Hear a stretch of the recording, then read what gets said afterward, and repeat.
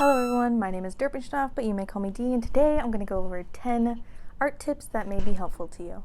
Well, I got my little notebook here with my tips, and we'll jump right into this. For some background, I've been drawing for about 10 years, and I've been doing digital for about 5, and for the past few years I've been posting online.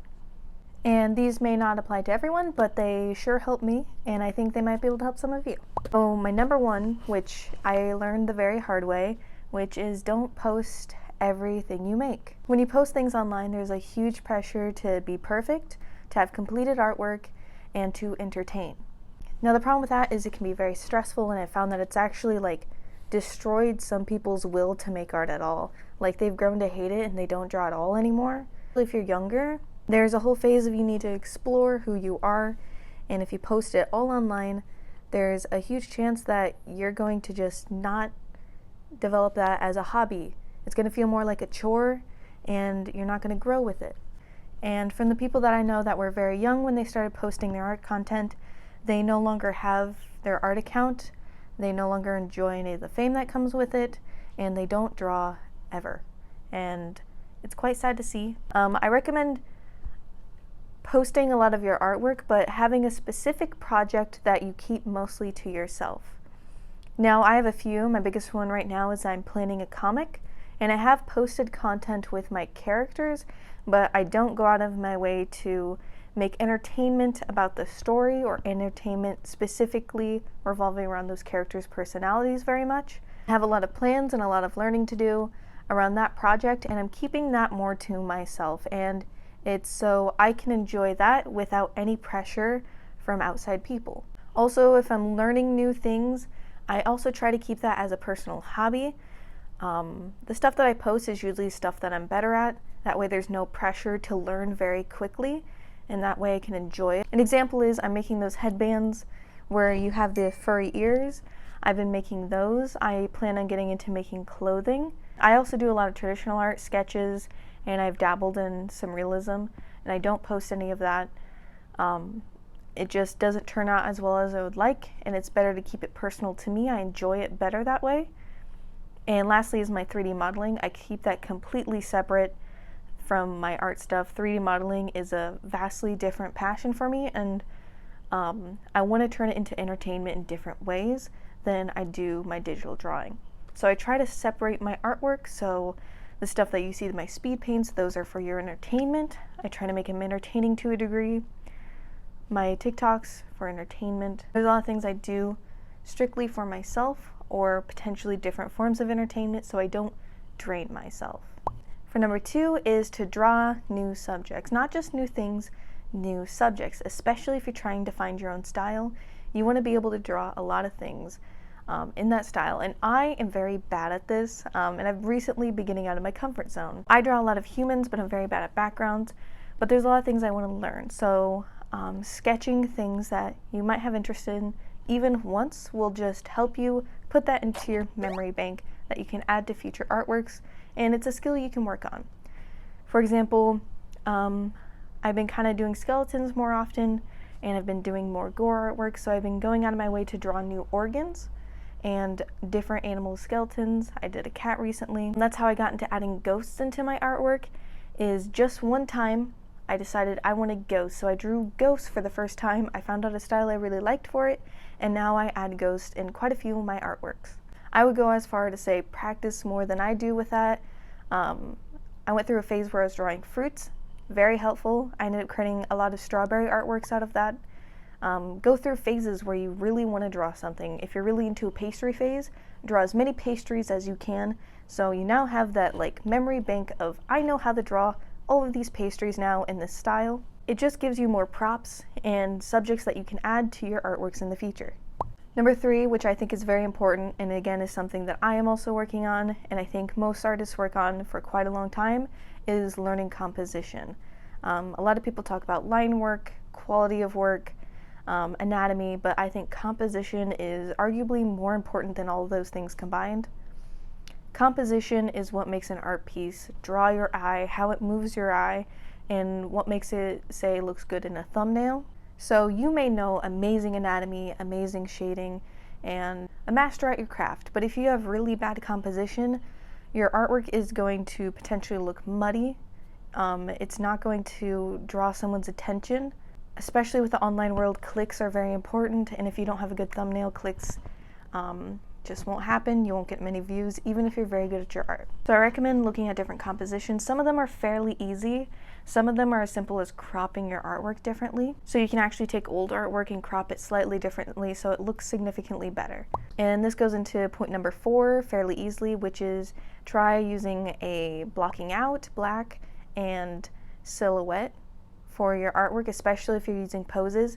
If you have a strong pose, you can tell what the pose is in the silhouette. If you have very strong composition and you do a silhouette version of it, it should be very strong. You should be able to tell what's going on. You should be able to tell a mood by it.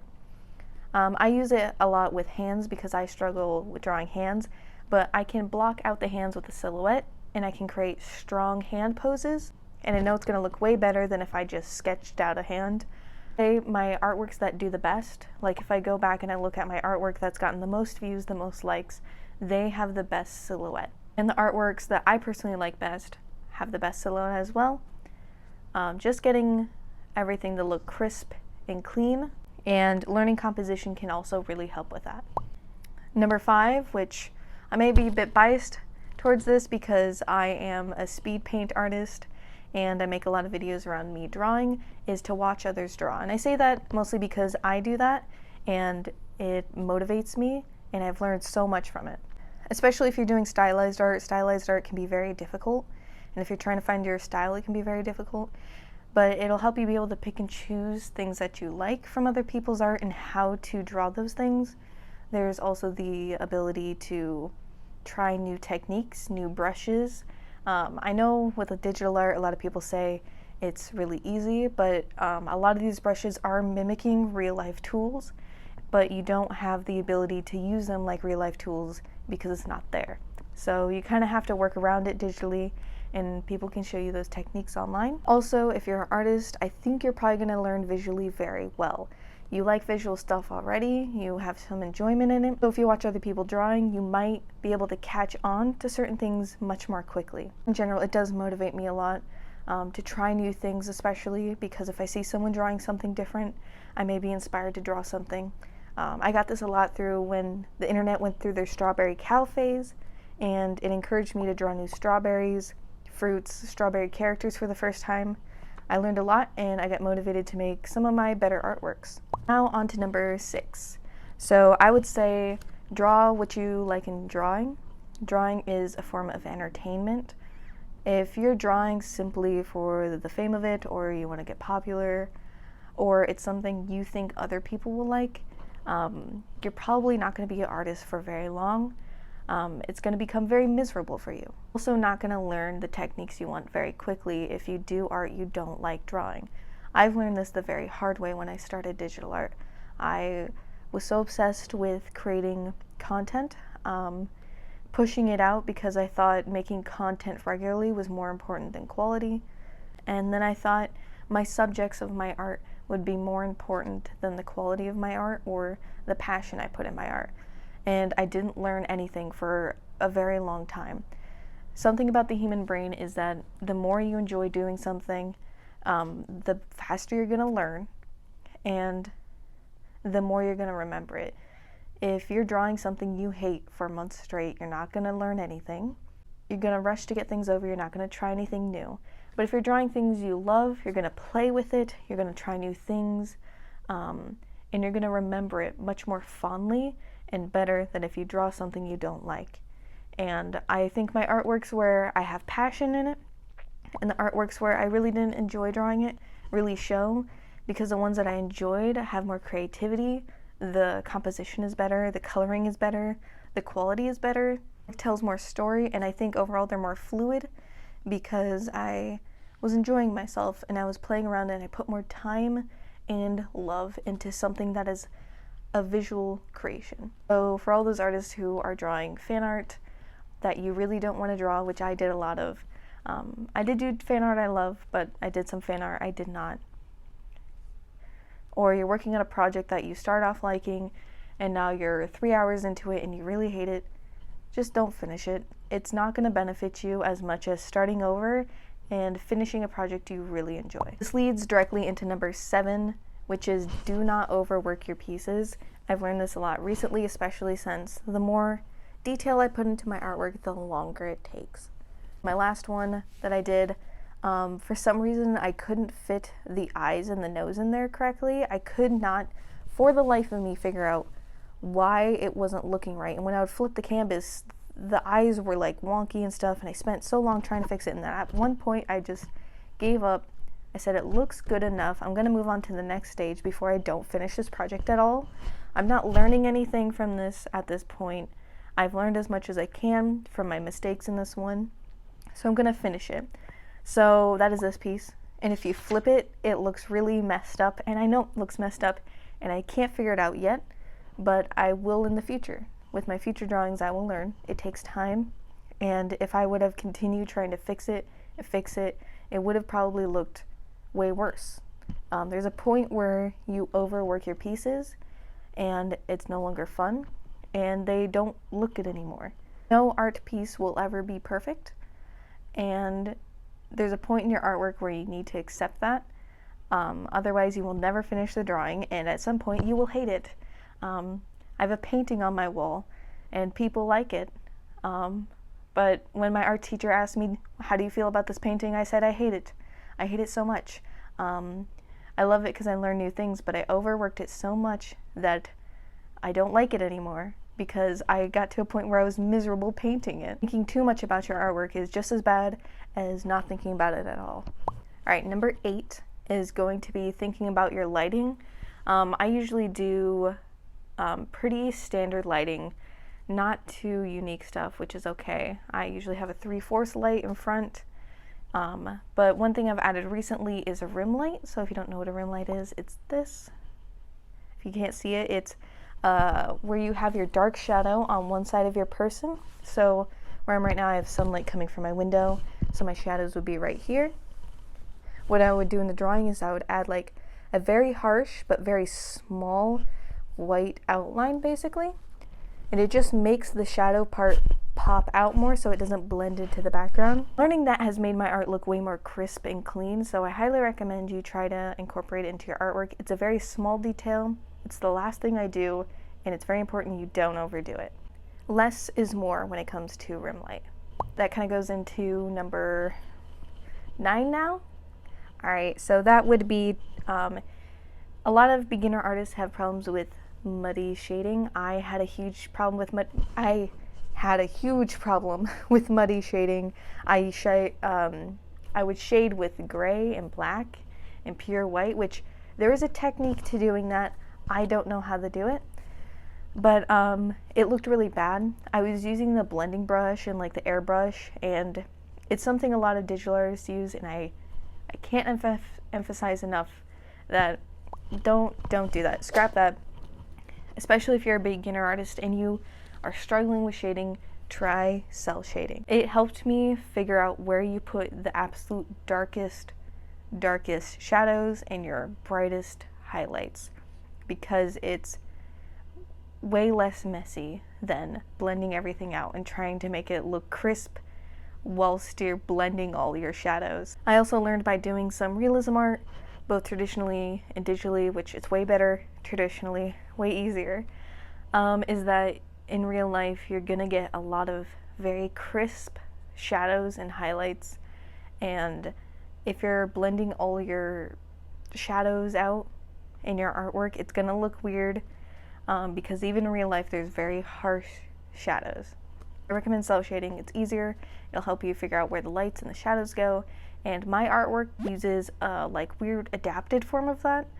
I don't really blend it out ever, and it just really helped me with shadows, and I think a lot of people who are beginners especially, you're using a lot of simple styles, cartoony styles, and I think you'd heavily benefit from cell shading over these hyper-realistic shadings that some of me, younger me, would try to do.